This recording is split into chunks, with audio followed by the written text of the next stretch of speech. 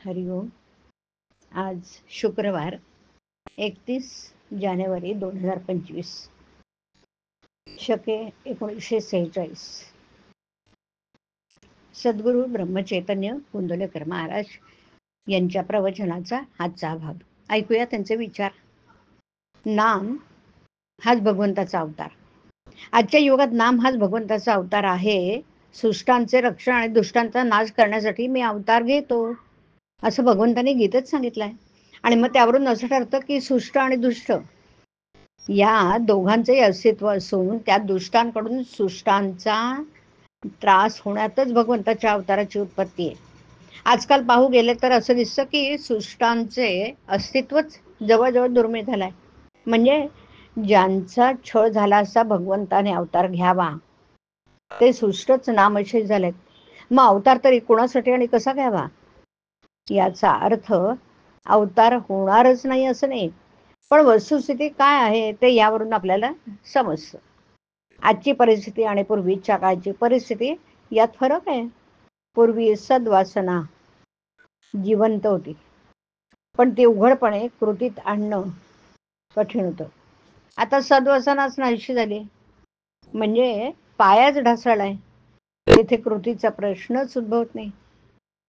पूर्वी सद्वासना सूक्ष्मपणे का होईना जिवंत होती,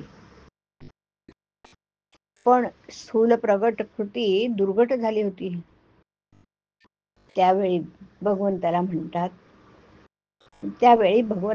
सुलात येऊन कार्य करणंच जरुरीचं होतं.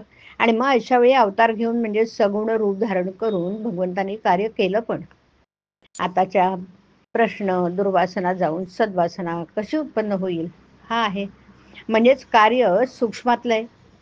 म्हणजे जसा रोग तसा औषध, किंवा काट्याने काटा काढावा या न्यायाने उपाययोजना सूक्ष्मातच केली पाहिजे. वासना बदलायला वासने इतकं जबरदस्त इलाजही हवा पाहिजे, आणि तो म्हणजे भगवंताचं नाम. चालू परिस्थितीशी झगडून मार्ग काढून देणारा असा जर कोणता अवतार असेल तर तो भगवंताच्या नामातच आहे. आणि मग त्याकरता सर्वांनी भगवंताच्या नामाचा टाहू फोडणं जरुरीचं आहे. हे कार्य भगवंताने सगुण रूप धारण करून होणं कठीण आहे. ज्या अर्थी कारण सूक्ष्मातले आहे त्या अर्थी त्याला इलाज तरी सूक्ष्मातला हवा झाला पाहिजे इलाज. आणि म्हणून नामावताराची आज गरज आहे. प्रत्येक नामागणिक त्याचा अवतार आहे, आणि त्याची कास धरणं म्हणजेच नाम घेणं हे आमचे आजचे प्रमुख कर्तव्य आहे. आणि तेवढं केलं की नाम आपलं अवतार कार्य करून दाखवेल.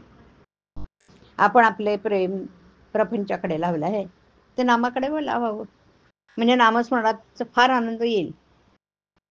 मनाला नामाची चटक लागली आणि नामाच्या प्रेमातच मन रंगून गेलं म्हणजे जन्म सफल झाला. नामाने कलेची सत्ता नाहीशी होते, आणि म्हणून नामधारकाला कलेची बाधा नाही. हरिओम. हरिओम तत्सत. हरिओम.